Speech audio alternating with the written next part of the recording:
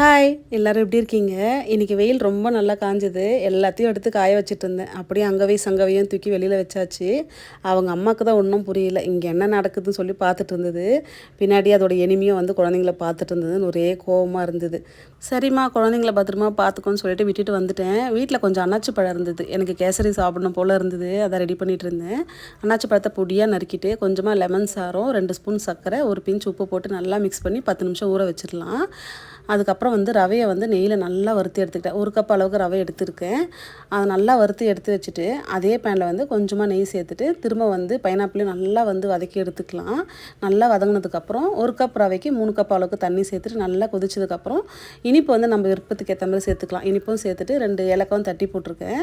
இப்போ வறுத்து வச்ச ரவையும் ஆட் பண்ணிவிட்டு நல்லா மிக்ஸ் பண்ணோன்னா சூப்பரான கேசரி ரெடி ஆகிரும். இந்த கல்யாணத்துலலாம் கொடுக்குற மாதிரி இருக்கும்.